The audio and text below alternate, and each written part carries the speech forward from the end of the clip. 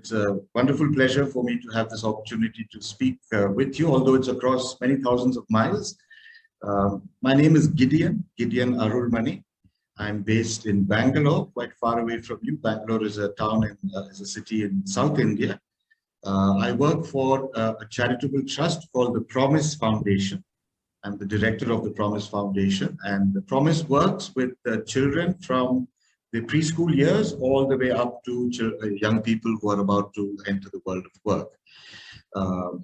In addition to working with Promise, I also am an international development consultant, and I work in partnership with a number of multilateral agencies, UN agencies, and so on. So it's great to be here at this conference.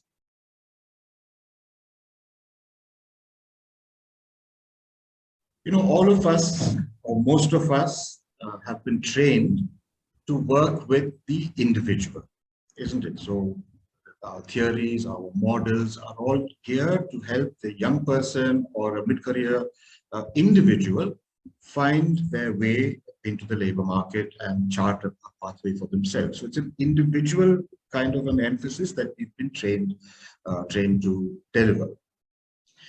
But then when you look at the individual, there is no individual who stands alone, is there? The individual is surrounded by circles and circles of other individuals. The closest circle around the individual is the family.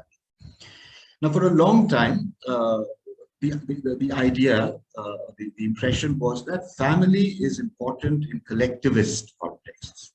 Yes, and I'll come to that. But this last year, we've all been locked in, and I've had the opportunity still to address people through conferences. And over this last year, I asked this question: what was the one constant in your life? What did you fall back on? Invariably, whether it was a conference in Japan, or whether it was in Indonesia or India, or even in the UK, the consistent theme that came through was we fell back upon our families. So family comes through as a very critical influencer in our lives, a support giver in our lives.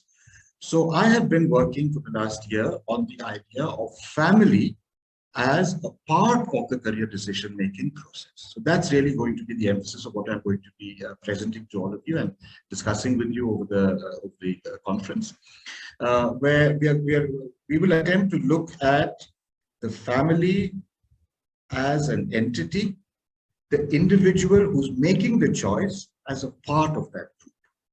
So it's a bit of a shift from existing models, which are individualistic. At the same time, I'm not moving to a collectivist kind of a model. I'm looking at how the individual too, regardless of culture, is connected deeply with the family, and how could we bring the family and the individual together for effective career decision making.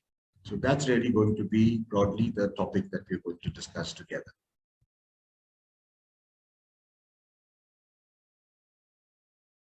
More brought this point up with me a few weeks ago. She said this is going to be a conference for careers leaders.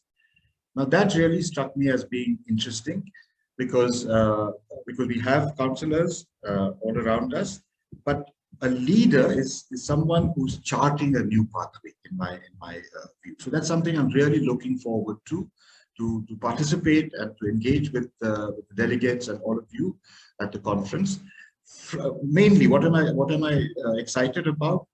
We are at a crossroad in terms of our style of service delivery. The face-to-face modality, perhaps it's not going to come back. We've all gotten used to the online methodology. So is that a new pathway?